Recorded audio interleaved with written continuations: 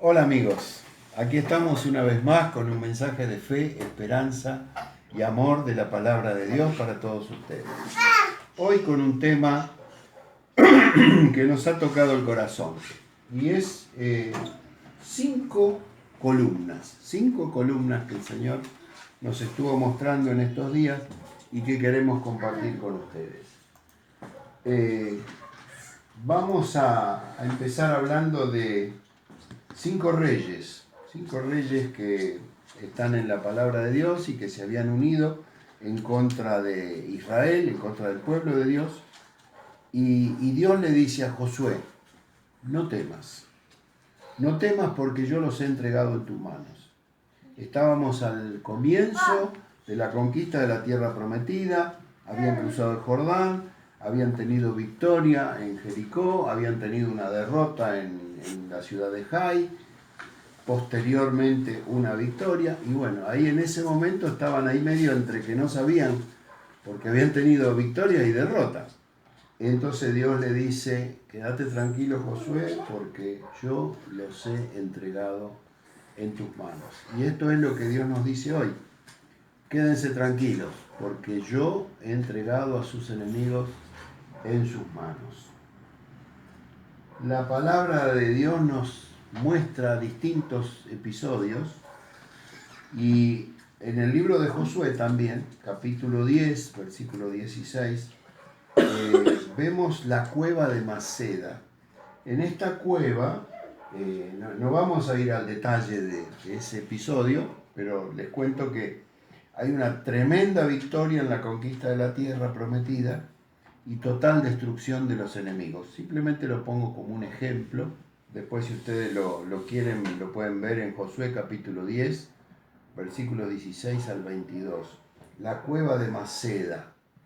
Esa es la cueva de la victoria, porque ahí estaban los 5 reyes que atacaron a Israel, que querían destruirlo, y en realidad ellos son destruidos. El Señor cumple su promesa. Y hay otra cueva en la palabra de Dios, que es la cueva de Adulam, una cueva de Adulam. Fíjense lo que dice la palabra de Dios. En esta cueva, David reúne a un montón de gente que tenía ciertas características, como podríamos ser cualquiera de nosotros, ¿no? Dice, los afligidos, los que estaban endeudados, cualquier semejanza con cualquiera de nosotros es mera coincidencia. Dice, los que se hallaban en amargura de espíritu, a veces la misma situación del país, el hecho de la amargura que hay en el ambiente, ¿no? Hace que muchos de nosotros estemos en amargura de espíritu de repente. Y David fue hecho jefe de ellos y consigo tuvo 400 hombres. Ahora estos 400 hombres no eran bebés de pecho, eran tipos que habían pasado bravo, ¿no? Bravo le habían pasado. Y estaban ahí escapados, eran como, no sé si delincuentes o qué, pero estaban escapados, afligidos, endeudados, tristes. Y David dice, bueno, con estos vamos a ganar la batalla. Y yo pregunto, ¿cómo estás vos? Le pregunto a los que nos ven por internet, ¿cómo estás vos? ¿Estás endeudado? ¿Tenés algún problema económico? Dios quiere bendecirte. Amén. Dios quiere bendecirte. ¿Estás afligido? ¿Estás triste? ¿Algo pasó que te amargaste? Bueno, hoy Dios quiere levantarte el ánimo. ¿Tenés amargura en el espíritu? Dios hoy quiere sacar esa amargura de adentro y quiere llenarte del gozo. Ahora, ¿cuáles son nuestros enemigos hoy? Tenemos enemigos. Y yo acá puse algunos, no sé si se va a poder ver bien de internet, pero si no se ve yo se los leo. Porque la imagen está muy escrita en un papelito.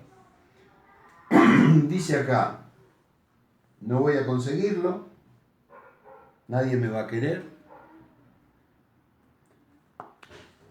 me voy a quedar solos, los demás son mejores, no valgo lo suficiente, no debo decir lo que pienso.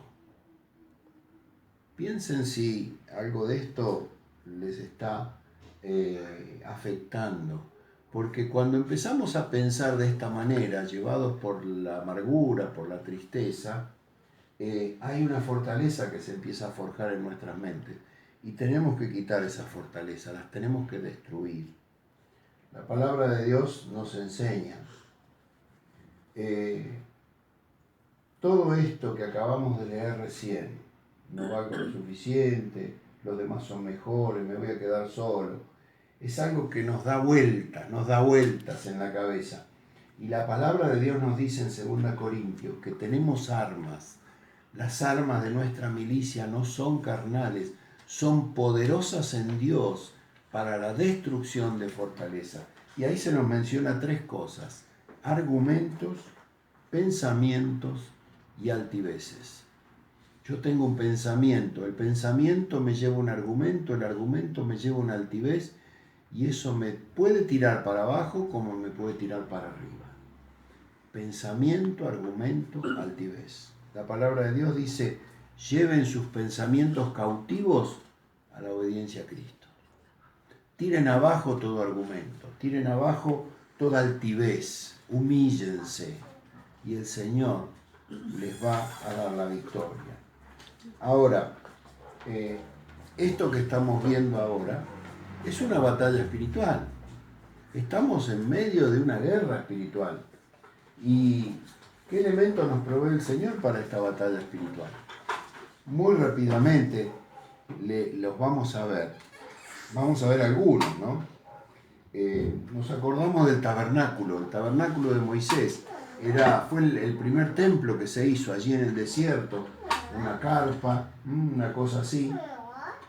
No se podía entrar sin pasar por 5 columnas. Había 5 columnas a la entrada, 2 velos, un velo aquí en este primero y el velo que separaba el lugar santísimo, un segundo velo, pero había un proceso previo. Y este dibujito nos muestra ese proceso previo. Acá hay un altar donde se quemaba el sacrificio. Había que sacrificar en aquella época, en ese proceso, y trayéndolo al día de hoy, la palabra de Dios nos dice que el sacrificio que verdaderamente nos hace aptos a nosotros para entrar hacia el lugar santísimo es el sacrificio de Cristo. Cristo murió en la cruz por nosotros y nos abrió la entrada. Por eso esto está afuera. Él está afuera con nosotros, que estábamos afuera, estábamos lejos de Dios. Y un día aceptamos el sacrificio de Cristo y ahora podemos entrar por medio de su sangre. Lo que sigue después es este recipiente grande donde había agua, y eso representa limpieza, porque ahí el sacerdote se lavaba antes de entrar al templo. ¿Y cómo se sabía que el sacerdote estaba limpio? Cuando realmente él se podía reflejar su rostro en el agua de esa fuente. La fuente es Cristo. La fuente es Cristo. Cuando nuestra imagen se puede reflejar en Cristo, estamos siendo limpios. ¿Por qué? Porque somos buenos, porque somos maravillosos. No, porque la sangre de Cristo nos limpia de todo pecado. Bienvenido, hermano. Bienvenido. La sangre de Cristo nos limpia y nos abre el camino para llegar hasta ese lugar.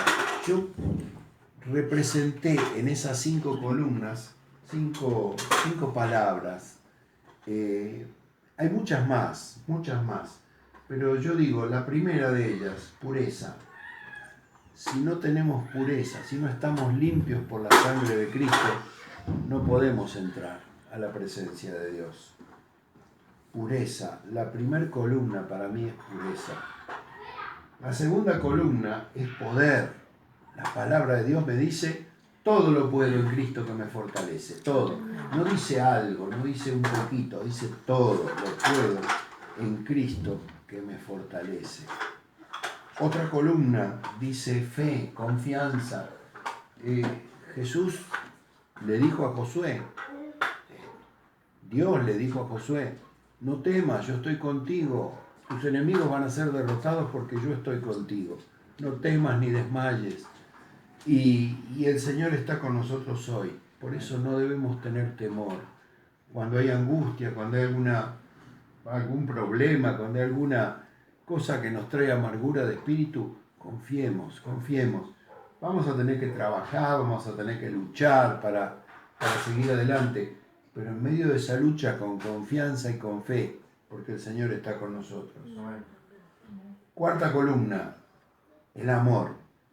Y la Biblia nos habla en el Nuevo Testamento, dice que el amor es el más grande de todos los dones. El amor hacia Dios por sobre todas las cosas, dijo Jesús. Amor a Dios por sobre todas las cosas y amor hacia mi prójimo como a mí mismo. Tenemos que amar, porque cuando amamos, realmente estamos en condiciones de ir a la quinta columna, que es la gran comisión.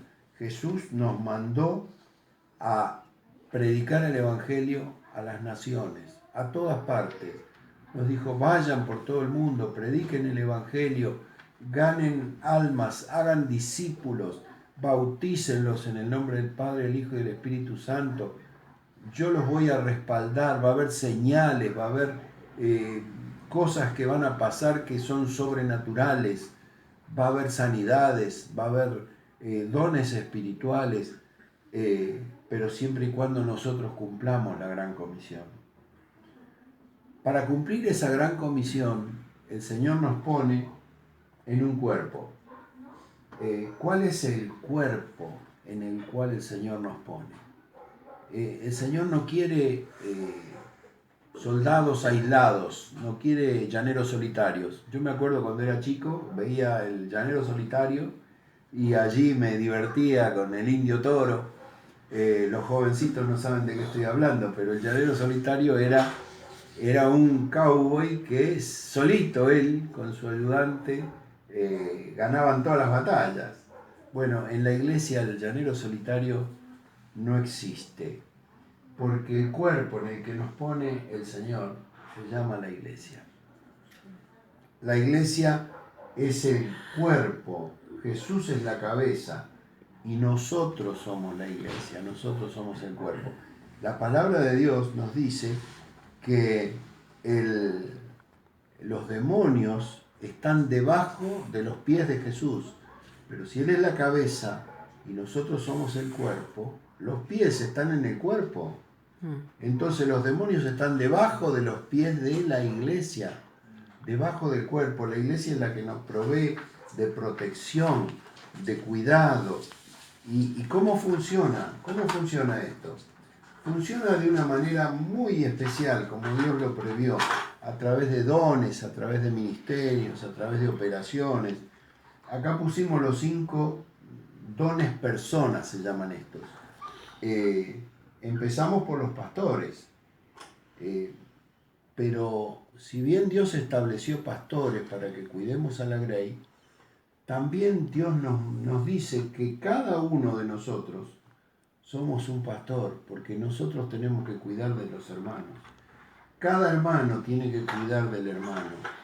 Los pastores a veces no damos abasto, a veces no alcanza con la tarea pastoral, porque son muchos hermanos, porque uno tiene que trabajar, está en otra cosa, pero siempre Dios prevé de que hay un hermano cerca que se puede acercar y que puede hacer la tarea pastoral.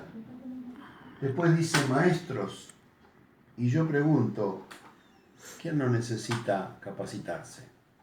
Si queremos realmente ser discípulos del Señor, tenemos que capacitarnos, tenemos que entrenarnos, tenemos que aprender lo que es un discipulado, lo que es la palabra, cómo funciona.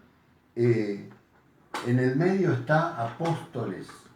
El apóstol, tomando el ejemplo del apóstol Pablo en la Biblia, era el que iba de iglesia en iglesia y ayudaba y prestaba toda la colaboración que los hermanos necesitaban, los capacitaba, les daba aliento, oraba por ellos, les impartía con una unción especial los dones.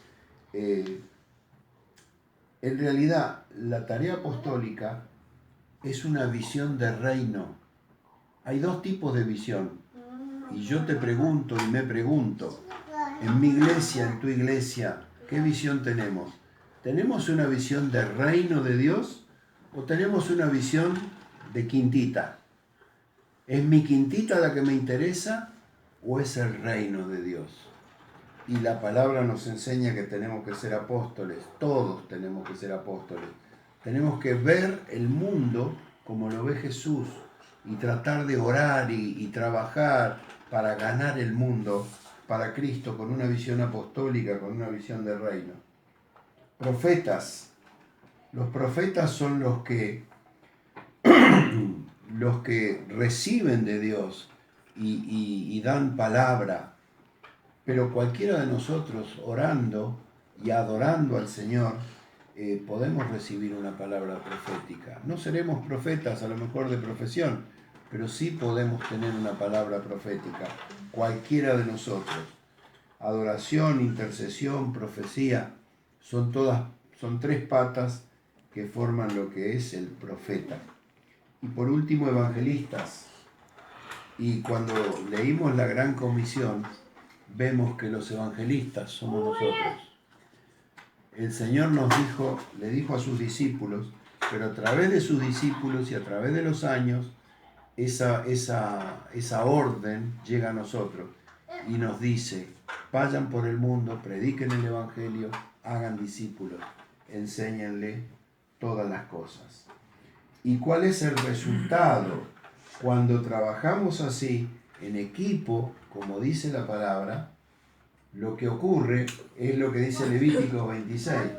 Dice, 5 de ustedes perseguirán a 100, pero 100 de ustedes van a poder perseguir a 10.000. ¡Wow!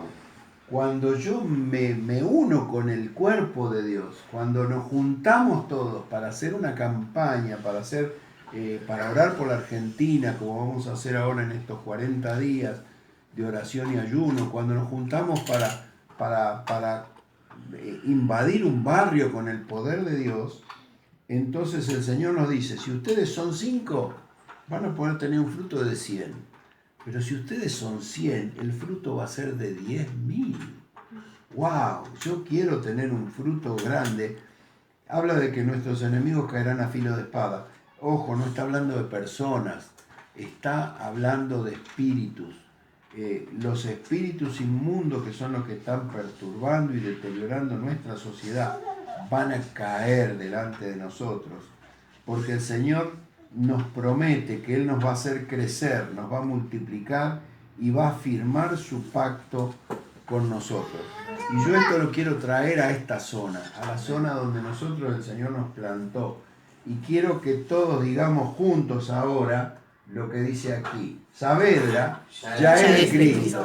¿Lo decimos otra vez? Saavedra ya es de Cristo. ¿Saben una cosa?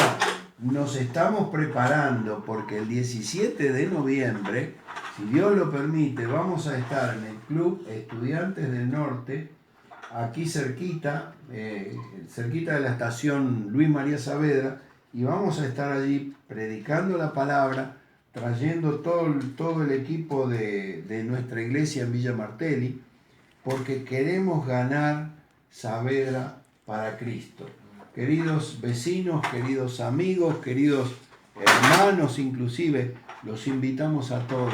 Ya vayan reservando la fecha. Yo sé que falta mucho, falta más de un mes, pero no importa, ya vamos reservando la fecha, ya nos vamos preparando en espíritu, con estos 40 días de ayuno de Argentina Oramos por Vos, nos vamos preparando, porque ni bien terminan los 40 días, que es el 14 de noviembre, 3 días después tenemos nuestro encuentro aquí en Saavedra. Nos despedimos con la oración de siempre. Querido amigo, que Dios te bendiga hoy y siempre. Amén. Amén.